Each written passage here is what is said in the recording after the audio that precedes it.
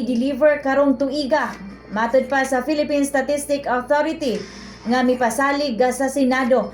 Gipasalig sa Philippine Statistic Authority kon PSA nga mag-deliver na karong tuiga ang mokabat 12 million ka physical national ID bisan og wala pa sila muhatag og eksaktong petsa sa maong distribusyon.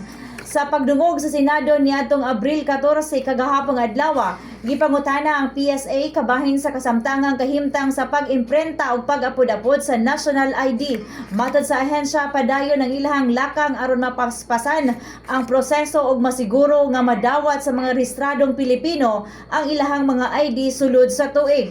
Giila sa PSA nga dunay mga kalangan sa miaging mga bulan lakip na ang technical ug logistical nga mga isyu apan ilahang gipasalig ang ilang giayo kini aron malikayan ang dugang pang mga paglangan. Ang national ID kabahin sa PhilSys nga nagtumong sa paghatag og usa ka valid o kasaligan nga identification system alang sa tanang Pilipino.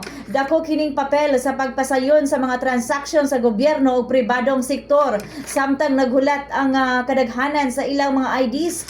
Ang PSA nagawhag sa publiko nga magpadayon pag-monitor sa ilang registration status pinaagi sa opisyal nga mga channel o mapailubon samtang gilauman nga gihuman ang distribusyon.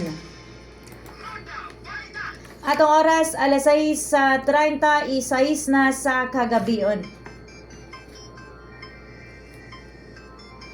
Dirita sa lungsod sa